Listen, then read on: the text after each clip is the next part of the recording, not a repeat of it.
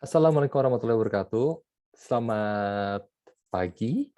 Saya Erwan Sudiwijaya bersama rekan saya Budi Dwi Arifianto. Di hari ini kita akan mempresentasikan proyek pengabdian masyarakat kami di SMK Muhammadiyah Gamping. Oke.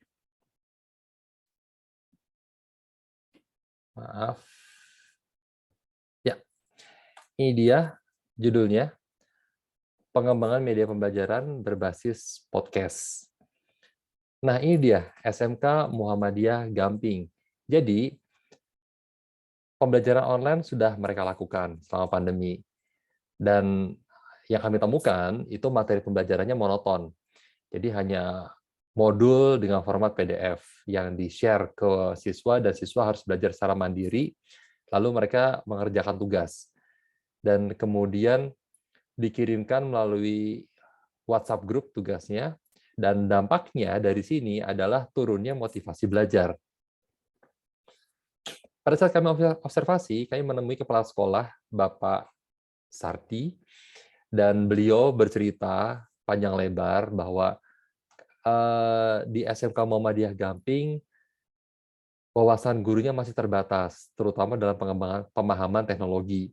Yang kedua, rendahnya keinginan untuk mengembangkan diri. Ada yang mengembangkan diri, itu biasanya didominasi oleh guru-guru muda. Mereka menggunakan handphone untuk membuat pembelajaran interaktif. Dan dari kalangan yang muda-muda ini, ingin memanfaatkan multimedia, memaksimalkan multimedia sebagai media pembelajaran. Nah, ini adalah purpose dari campaign kami. Challenge-nya mendampingi sekolah SMK Muhammadiyah Gamping agar memiliki media pembelajaran sederhana yang mudah diakses dengan hemat kuota. Dan pesan yang kami sampaikan di pengabdian masyarakat kami adalah tumbuhkan kedekatan emosional dengan media pembelajaran digital. Idenya adalah mengembangkan podcast sebagai media pembelajaran berbasis audio yang mudah diakses dan juga akan menimbulkan imajinasi bagi siswa. Solusi yang kami tawarkan ke sekolah yaitu mengadaptasi media pembelajaran ke digital, kemudian pemanfaatan media sebagai perantara atau sebagai perantara ya untuk menumbuhkan kedekatan emosional.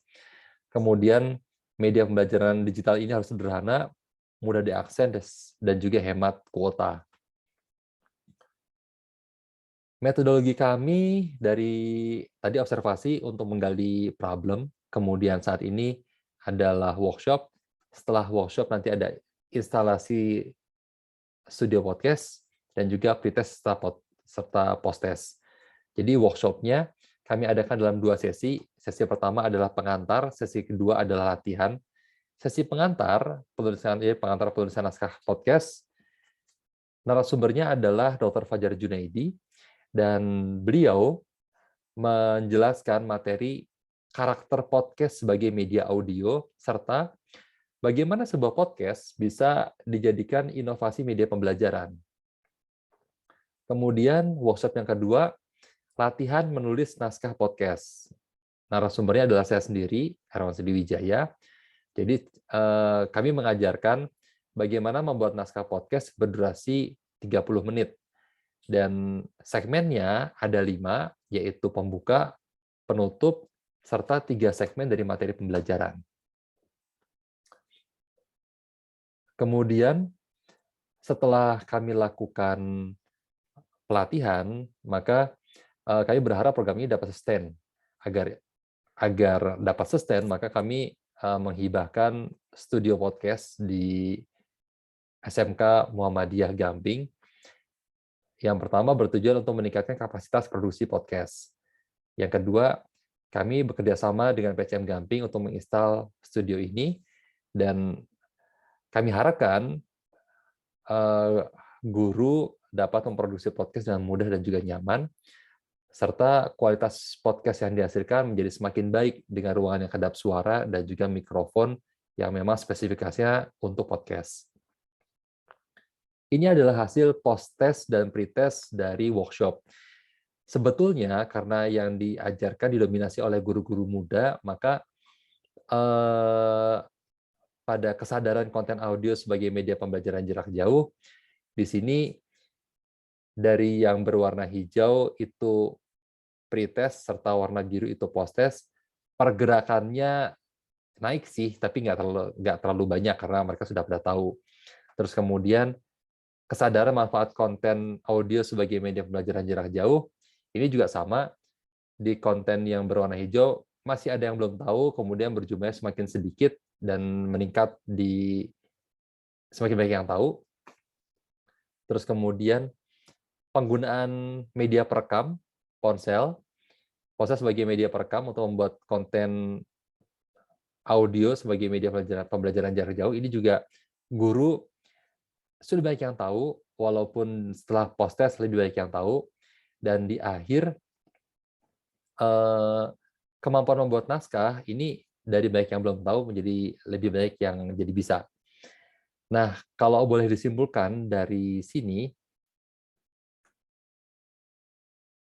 sedikit peningkatan. Jadi di sini guru-guru muda di SMK Muhammadiyah Gamping sudah biasa membuat pembelajaran multimedia. Oleh karena itu, mereka sudah sadar terhadap media digital. Yang kedua, mereka sudah tahu manfaatnya konten audio sebagai media pembelajaran. Dan ketiga, mereka juga sudah mampu sih sebetulnya memanfaatkan gadget untuk membuat media pembelajaran. Cuma media pembelajaran di sini ternyata masih freestyle. Jadi ya udahlah, yang bisa direkam, formatnya masih belum urut.